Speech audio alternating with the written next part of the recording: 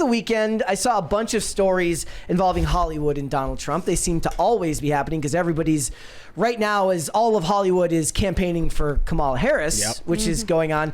But one who broke from the pack is actor Zachary Levi, who had initially endorsed RFK, came out at this event and decided to throw his weight behind Donald Trump, and he has endorsed him, saying that he is going to help us take back this country.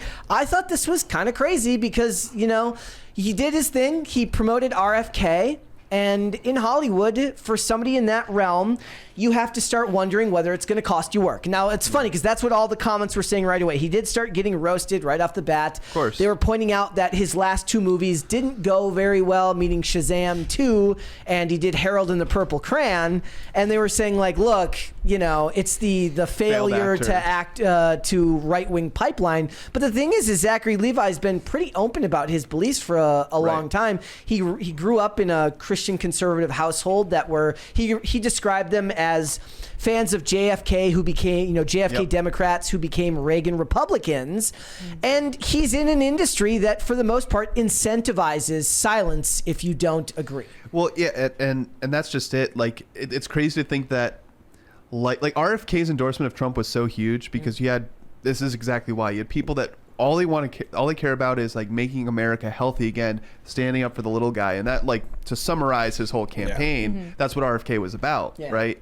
And now those people are like, okay, well, if RFK is going to be a part of Trump's ticket in some way, shape, or form, not the ticket itself, but the administration, like, that's all I care about. I want to get all the junk and poison out of our food. Like, I want to have, promote good, healthy eating habits and lifestyles. And that's not, it should not be controversial to think that. Well, that's the thing is, like, what happened back in the day, this is actually something that I took down in my notes, is like, what I've noticed is, like, if we were to analyze, and actually, you know what, before we get started, remember, celebrity endorsements don't mean anything. They never have, they never will. Hilarious. Doesn't matter if they agree with you or they don't agree with you. It doesn't actually matter. At least that's my opinion. I know people always give it more weight than it deserves, but this year seems especially bad with how, like, it seems like it's only celebrity endorsements people are talking about, and not the actual politicians. But my point was, like, if you're a celebrity and you're endorsing Kamala Harris, you're using the platitude of saving our democracy. It's a lot of talk of democracy, and women, and again, women. And it's a lot of talk about reproductive rights.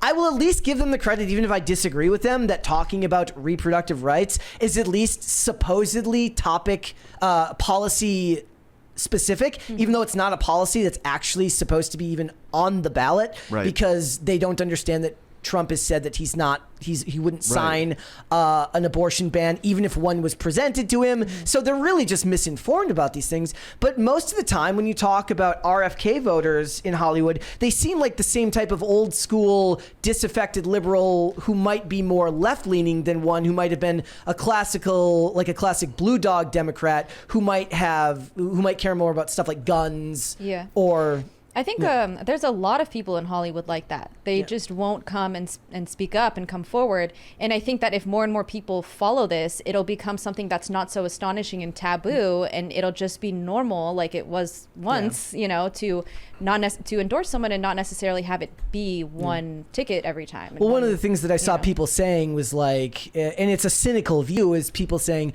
a celebrity saying that they support RFK is really just a celebrity saying that they want to vote for Trump, but they don't have the guts to say so. But the reason they don't want to destroy their career. The reason why we keep seeing like celebrity endorsements becoming headlines in the news is like there's a lot of, like, I don't want to say fear mongering, but people are like, oh, watch out, the social credit score is coming. Guys, it's already here.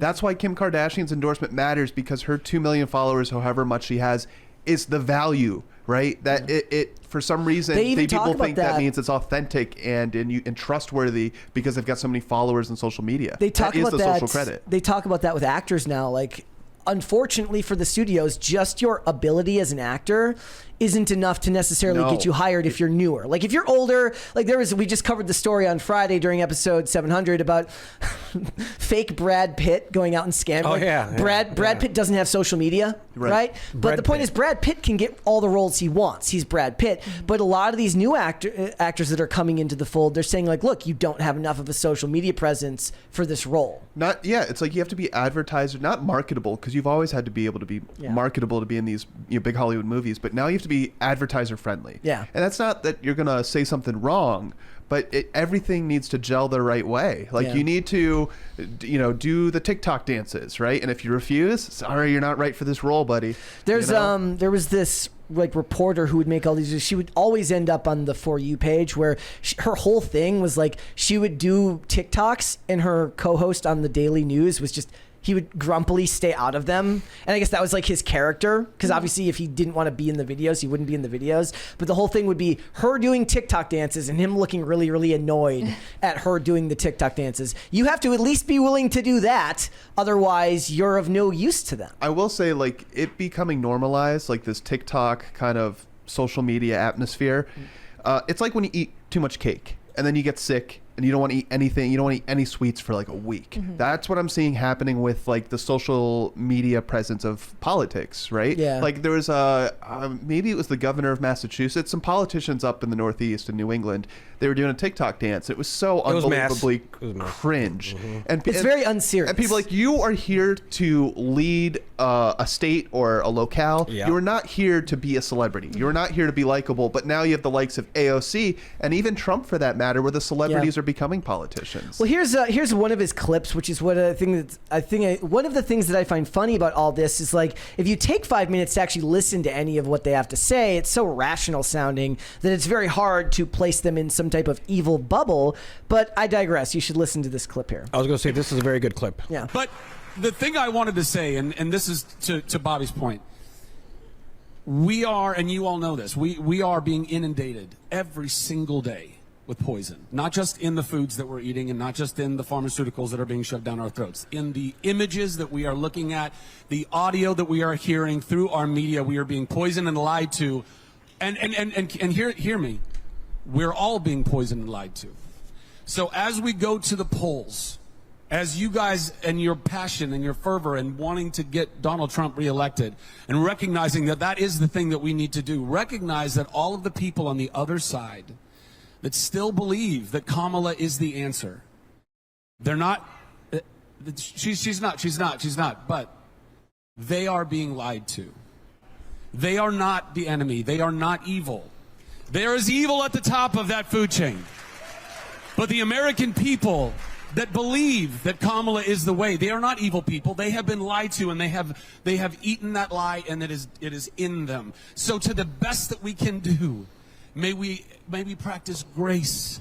May we practice forgiveness. May we practice patience. I mean, a lot of people are so far past that right now. Well, I will say that's the problem. The retort right? here is not that they're being lied to and they're misinformed, but then they go out of their way and jump down people's throats. Yeah. All right? Whether or not you're misinformed, that is not acceptable behavior to ostracize people. Like, it's bad behavior to begin opinions. with, but it's then people are like, to have the gall to behave that way and be misinformed is to a lot of people unforgivable. You can cut them some slack on being wrong, but their behavior, like, that's on them, man. Yep. So like, I will push back a little bit against.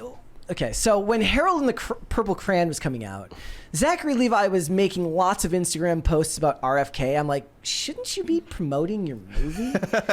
I get annoyed when celebrities get obsessive about politics. Like, I get it. You're like, this guy inspires you, so you want to campaign for him. You care a lot about it. But your social media presence to these companies also means that you have obligations to fill. And I'm like, it's probably it does a disservice to the productions you're trying to put out there when you're doing one thing, but you should probably be focusing on doing other stuff as well. Well, a couple things. One, I'm wondering, because he is very, I don't want to say presidential here, but he seems like he's not a rookie to the political sphere with this clip. He's very well spoken. He's speaking in a way that there's not much nuance to what he's saying. It's very like surface level that anyone can understand. And you got to realize, people that watch this show, you're not who he's speaking to. No. Right? You guys at home that watch this show, or Timcast IRL, you are not the target of that speech. It's most Americans are the target of that speech. The ones that just want to work and then put the ball game after work when they get home, right? That's who he's speaking to. And the fact that he's being attacked relentlessly for this speech and for this event shows how threatening that is to the other side, because it's rational. It's normal. It's RFK branded himself as just the candidate that makes sense. Yeah. You know? And this is a showcase. It's showcasing that. But this is the type of stuff that you end up getting when you choose to speak up. And I'm sure this wasn't. Right. It was not necessarily risky to vote for RFK for him to endorse RFK. It is risky for his career to endorse Trump. Well, like I said, Sure. I do make the joke all the time. I'm like, look, none of these actors, as good as what the Daily Wire is doing right now, none of them want to only make Daily Wire movies for the rest of their lives. They don't want to just make Angel Studios movies for the rest of their lives. They want to be able to work throughout the industry. Otherwise, if they care about their craft, they're not going to get all the stories that they actually want to tell if they're limited because of the bigoted views of the people that run these studios, who will refuse to hire them because in a very magnanimous way tells you that he disagrees with you. Like if what you just heard there is enough to, kick him from a job, that's a problem. And it wasn't really fiery language either. He's No, just it like, hey wasn't. guys, I want to our was food's very not nice. good. Yeah, Our food's not good. That's the other side. But here's He didn't some even of name the any names. He was kind of very Yeah. neutral. Here's some of the Like- here's some of the takes that we were saying. He says, Zachary Levi, after everything I did for you, you made me do this. And the guy's like flipping off a poster of Harold and the Purple Crayon. They were talking a lot about Batista and stuff like that because he made a video of him going to vote for Kamala early. freedom. Really? Zachary Levi is who Twitter thinks Chris Pratt is. That's a very interesting take because Twitter hates Chris Pratt. Then this one says, this is a huge endorsement. If everyone who saw Shazam 2 votes for Trump, he may get as many as 5 or 6 extra votes. They were just being petty and catty because they don't agree with him. Well, politics are boring, right? Yeah. People they don't want all the nuance and the infighting, and they just want someone that's speaking calmly, rationally, and that's what he's giving them. Yep. Thanks for watching. Listen to full episodes of Pop Culture Crisis on Spotify. Keep up with us on social media and make sure you subscribe and ring that bell so you never miss the show. Bye, guys.